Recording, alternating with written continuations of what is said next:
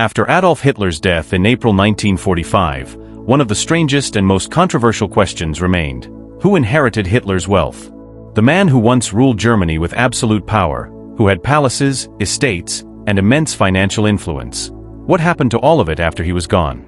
This is the real story of how the Führer's fortune rose, where it came from, and how it finally disappeared into history. In the early 1920s, Hitler was a struggling ex-soldier living in Munich. He had little money, few possessions, and no clear future. He spent his days ranting in beer halls and writing political ideas that most people ignored. But everything changed after 1923, when he attempted the failed beer hall putsch. Though the coup collapsed, his trial made him famous. While in prison, Hitler dictated Mein Kampf, a book that would change his life and, tragically, the course of history. When Mein Kampf was first published in 1925, it didn't sell well. But after the Nazi Party rose to power, the book became mandatory reading in Germany.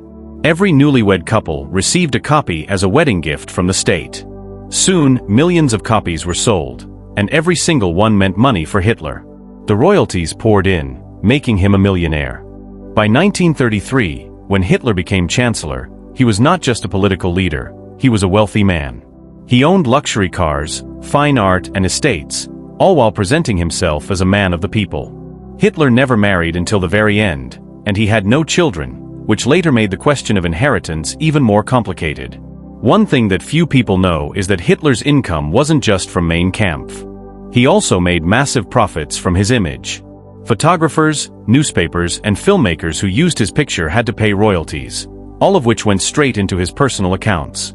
The Nazi Party helped manage his finances, and by 1938, Hitler had one of the largest private fortunes in Europe. But here's the twist: despite all that money, Hitler did not pay taxes. In 1934, the Munich tax office reminded him that he owed around 400,000 Reichsmarks in unpaid taxes. Instead of paying, Hitler declared himself tax-exempt. The German finance officials quickly agreed, and his tax records were sealed. From that moment onward, Hitler officially paid no taxes. He lived entirely above the law.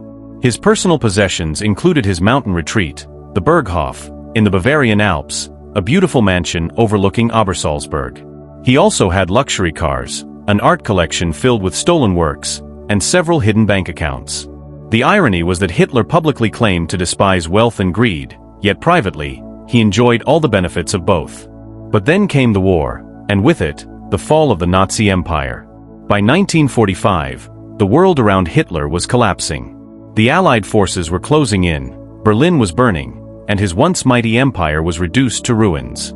On April 29, 1945, just one day before his death, Hitler dictated his last will and testament. In that document, he declared that his personal belongings should be divided into two parts: personal items and political assets. He left his personal estate to the Nazi Party and the German state. In his own words, "What I own, as far as it is worth anything, belongs to the party." He also requested that his possessions be used to continue the work of National Socialism, although by then, the Nazi regime was finished. Hitler had no legal heirs, no wife, Eva Braun died with him, no children, no surviving family members with legal claims to his estate. After the war, the Allied forces seized most of Hitler's property. His bank accounts were frozen, and the German government that he had left his wealth to no longer existed. The Berghof was bombed and later demolished. His art collection was confiscated, and his personal items were taken as war trophies or stored in archives. In the 1950s, some distant relatives tried to claim parts of his estate. One of them, Paula Hitler, his sister, lived quietly in Austria after the war. She never inherited much, and the remaining assets of Hitler were considered to belong to the new German state. Over time, the remaining properties, rights, and royalties related to Hitler's name were either destroyed or transferred to the government. One of the most interesting aspects of his fortune was Mein Kampf. After Hitler's death, the copyright of the book passed to the state of Bavaria.